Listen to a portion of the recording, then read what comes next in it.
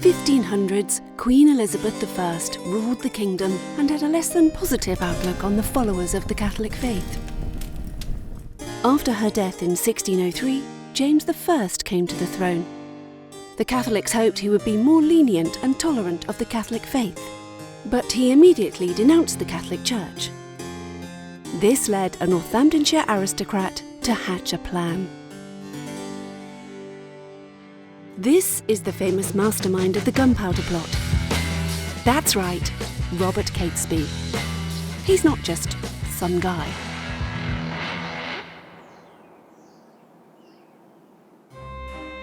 Catesby explained his idea to Thomas Winter and John Wright that he intended to blow up Parliament with the king in it. Winter and Wright look shocked, but they agree to it. Catesby recruited his cousin Francis Tresham, along with Thomas Percy, Robert Keyes, Thomas Bates, Robert Winter, Christopher Wright, John Grant, Ambrose Rookwood and Sir Everard Digby. And then we're going to fill the place with gunpowder. After Catesby tells them his plan, Tresham asks Catesby whether the plan would damn their souls, to which Catesby replied it wouldn't, and everything would be fine. Most priests might not actually agree that explosive regicide was perfectly fine, but the early 1600s were a very odd time.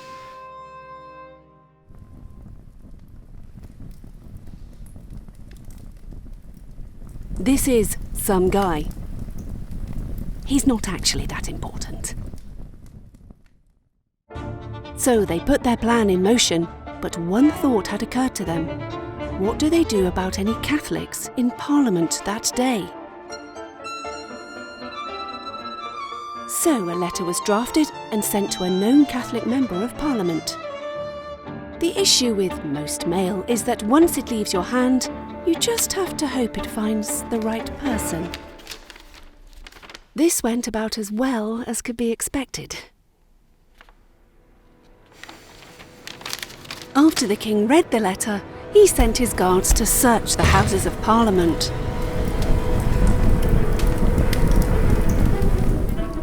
Catesby tried to rouse a Catholic revolution in the Midlands. People weren't really on board. Soldiers encircled the house the remaining conspirators were hiding in. Supposedly, a single shot felled Robert Catesby and Thomas Percy, which would probably be one of the best 100 shots ever made. No one remembers that gunman's name. You what? Oh, well, this is just typical, isn't it? The conspirators were rounded up and put on display in Northampton. Well, that's another fine mess you've got me into. Sorry. After they were executed. But this isn't actually the end of our story. In the January of the following year, Lord Montague of Boughton House wrote a letter to the king suggesting that his deliverance by divine intervention, his words, not mine, but that his deliverance by divine intervention be recognised in some official capacity. Your Majesty.